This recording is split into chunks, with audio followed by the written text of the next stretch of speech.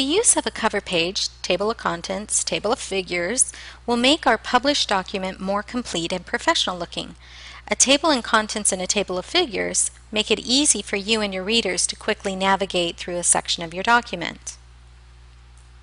A cover page is also known as a title page, and depending on what type of document you're composing, whether it's a book, a report, a journal, thesis, an essay, or something else, that will determine what information is included on the cover page. The title of the cover page for a book will usually show the title of the work and the person or the body responsible for its intellectual content, the place of publication, the name of the publisher, and the year of the publication. For essays, it usually includes the title of the work and the author. In case of an academic paper, the cover pages also list not only the author and the text, the title of the work, but also list the class information such as a course name and number, identification information such as a student number, the date, name of a professor, name of the institution. For a thesis cover, this contains the full title of the work, the author's name and academic credentials, the degree granting faculty, the department name, and the name of the university and date of graduation, as well as the universal copyright symbol. For a professional report, cover pages usually contain the title, the date, and the company name, but never is the cover page numbered.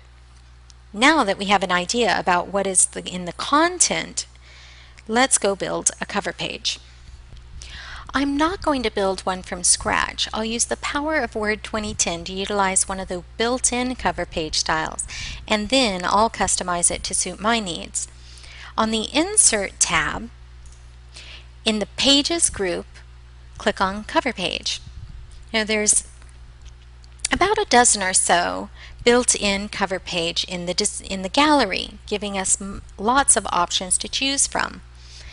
And if none of these are to our liking, we can hover over more cover pages from office.com, and that will show us what's available on office.com.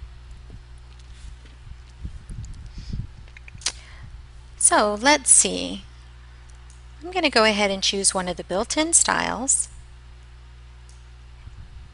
I'm going to choose this one. As you see, it already has some built-in information in here. And again, since we filled out some of our document properties before, the cover page is automatically populated with the title of our document and the author's name. So if I don't like this cover sheet, that's okay. I can go back to Insert, I can go to Cover, and I can select another style and it will automatically change. I'm going to pick Contrast. Alrighty. So here's some cover page. It's not so bad.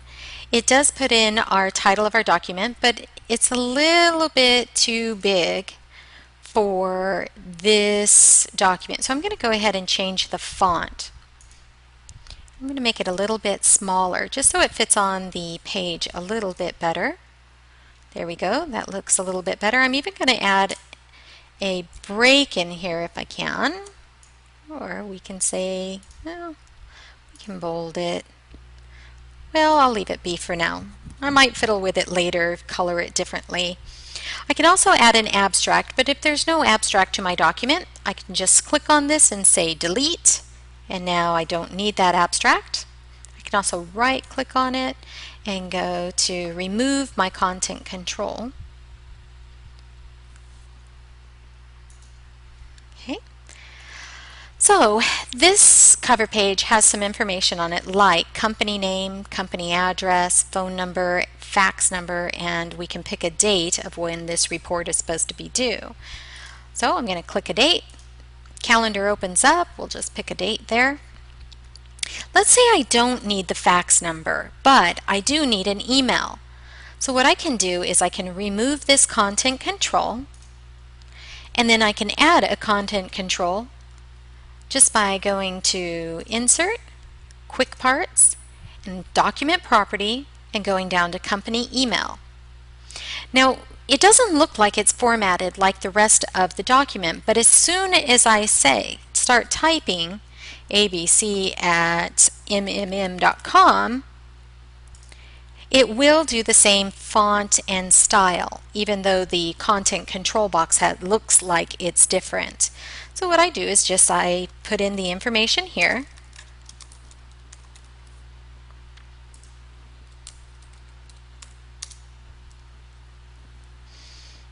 and then maybe a phone number,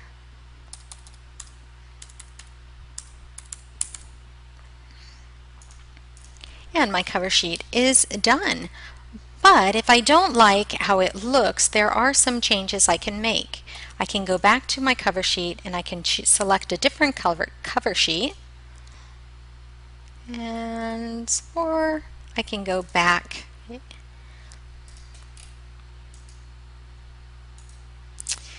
Let's see. I can change the font in here. And again, the font's a little off for me. So I'm just going to do a different font that I like a little bit better. There we go. And the last thing I want to do is this shade of gray is just a little bit dark for me. So I'm going to go back over to in the drawing tools and the format.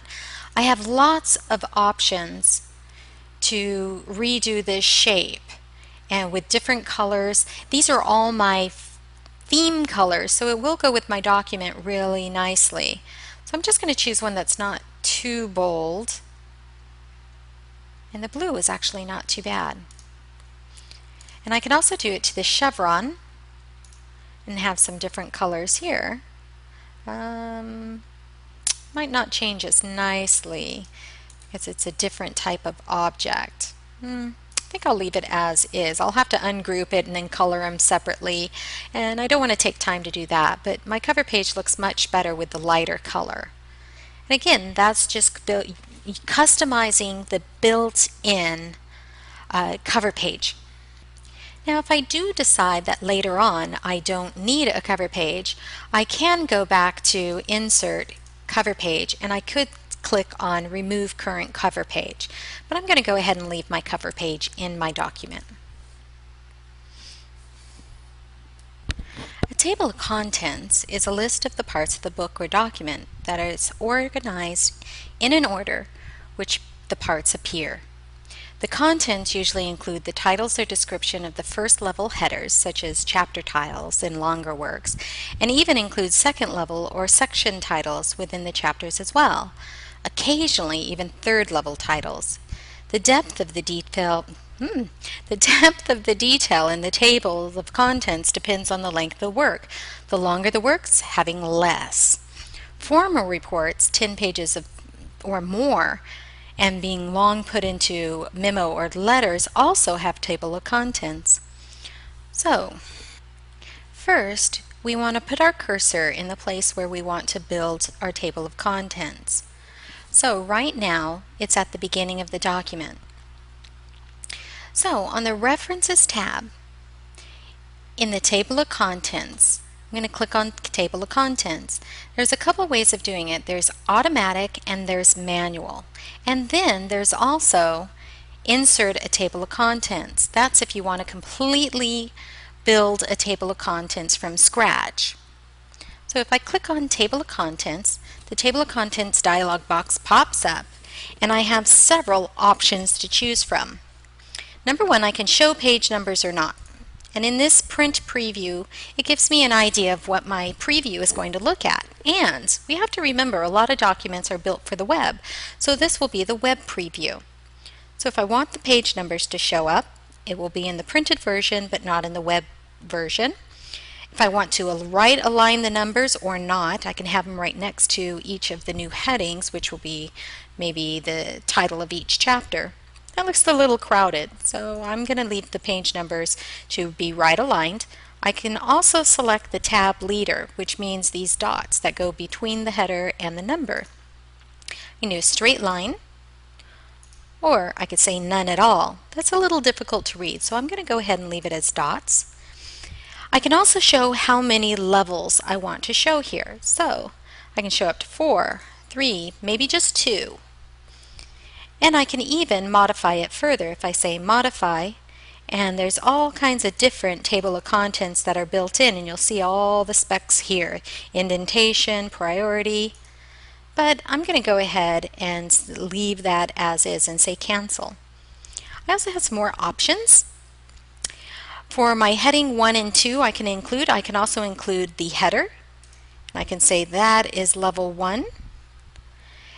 And then I can push down heading 1. I can even put down a footer, maybe even some balloon text, but I'm not going to use these actually. And say OK. And I can build my table now and say OK. Now here's my table of contents. And it's on the first page of my document, and so is my text. So I am going to insert a page break. If I do Control Enter, that will insert a page break. Now the table of contents will be on the page all by itself. And it looks okay, but it's a bit boring and it's a little troublesome. So I'm going to go ahead and undo my table of contents, and I'm going to use the built-in table of contents, and Word will automatically update these too. So I'm going to say on automatic table, either I say table of contents or I want it to say just contents. And even with the contents and table of contents, I can rename those as well. So I'm going to just say contents. Again, I'm going to insert my page break, so my table of contents are on the page. Now you might be saying, hey, how did it know that insert galleries, quick style, and themes should go into my table of contents? Well, before in my document I set some heading styles. So insert is a heading 1, galleries is a heading 1, quick styles is a heading 2, themes is a heading 1, and so all of that will go into my table of contents very easily. But let's say I need to add a label here. So right here, I'm going to go ahead and say, I don't know, document. And my document, I'm going to put a heading style. So I'm going to highlight document, go to home, and I'm going to choose which heading it is. I'm going to say heading 1. Now if I go back up to my table of contents, you'll see it's not there. But I can, right up here, say update table. And it says, well, do you want to update the page numbers only or update the entire table? And I'm going to say, well, update the entire table because I have some more labels to put in there. I'm going to say OK. Now Word again scans my document looking for those header types, and it found document, which is on page 6. Now again, if I don't know, right here, for some reason, put in a whole bunch of pages with some information in there, when I go back up to my table of contents, pardon me, the page numbers are incorrect, but since I didn't change any of my headings, I can just say update numbers only and say OK. Now my page is updated. I can also change the look and style of my table of contents and make it a little bit larger. Not too large. Maybe I just want the contents to be a little bit larger. There we go. And it looks pretty good. Of course, if you had a lot more headings in here, and you had a lot more pages, your contents would probably fill up the page. I'm going to show one more thing right underneath this quick page style. Remember, I put in all those blank pages. Quick styles, let's say right here I have another heading of parts. And this heading is a heading number 3. If I scroll up to my table of contents and I update my table of contents, that parts will not update in the table because we didn't select it to go down to heading number 3. But we can go back to our references, table of contents, and we can go back to our insert. We can say how many levels we want and say OK. Yes. Now when we update our table, parts is in there. And here's the cool part about having an electronic version is if I want to jump down to parts, I hold down Control and I click and I jump to that space or that location. It really helps with navigation of an electronic paper. But remember, if you print this out, you can't put your mouse on your printed version and click and go to that space or that location. A table of figures is very similar to a table of contents, but instead of listing the section headings or chapters of the document, it will list all of the figures used in the document. Now, if our document already has figures and tables and maybe some charts or other elements, the first step is done. Our document only has a few things in it, so I'm going to pop over there real quick, cheat a little bit, put some document parts in there, and then I'll be right back. Okay, I've inserted a couple of pictures and or figures or tables or even a chart in the document. So I'm going to start with the first graphic, which is this one, and I'm going to go to References, and I need to mark it saying that it is going to need it. It's going to be in my table of figures. So I'm going to say Insert Caption, and by default it's Figure 1. I could label it with Figure, Table, Equation, or I can even select a new label, but Figure is fine, and I'm going to say it's a Smart Art.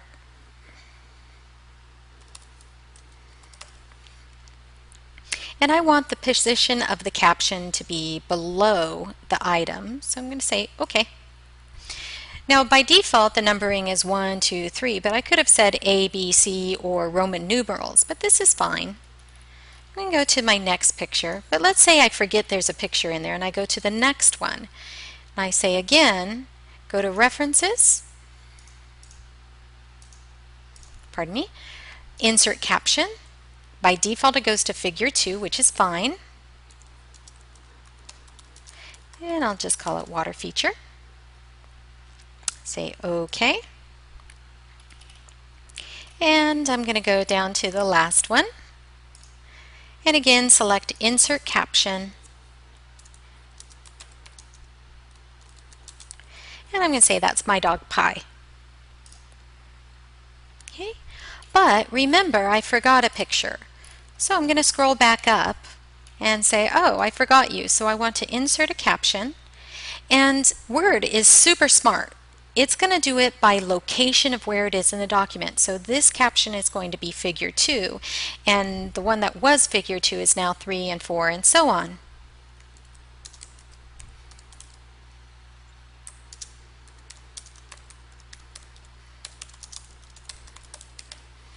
Okay.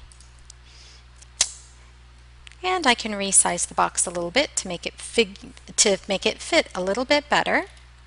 As you see, now that's Figure 3. But I have a chart, so I do want to label the chart. So I'm going to insert a caption, but instead of Figure, I'm going to insert a new label, and my label is Chart. I'm going to say OK. So now I have the option of saying an equation, a figure, a table, and a chart. So we'll just say this is a sales chart. I'm going to say OK. My numbering's fine. So, and here's a table.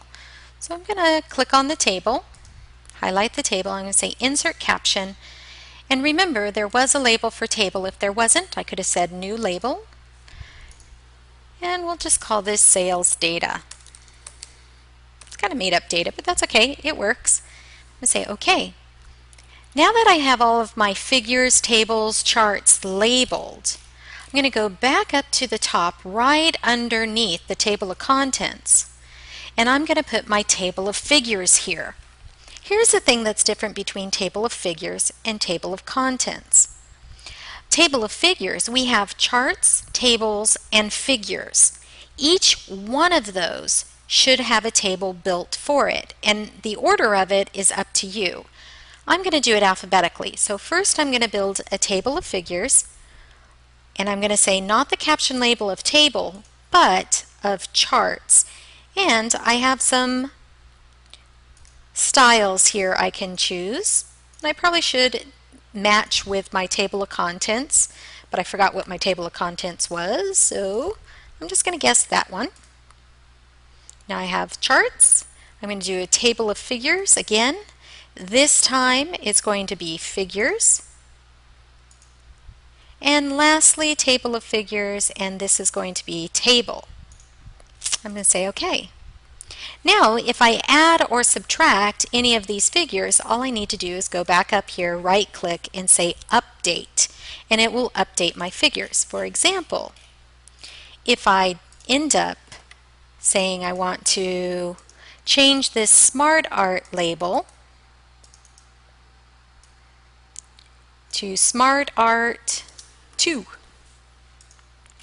then I'm going to go up to my table and update my fields. I'm going to say entire table, and now it says Smart Art 2. Likewise, if I needed to update the pages, I can come up here, right-click, and say Update Table. Or, as long as the table is selected, go into References, Captions, and then Update Table. Let's review what we've done. We inserted a cover page which gives the reader some useful information, as well as it completes that professional appearance. We built a table of contents both manually and automatically, and we captioned our non-text objects and created a table of figures, and a table of charts, and a table of tables. If you liked this video, here are more you might want to check out. Until then, I'm Lynette Mann. Be seeing you.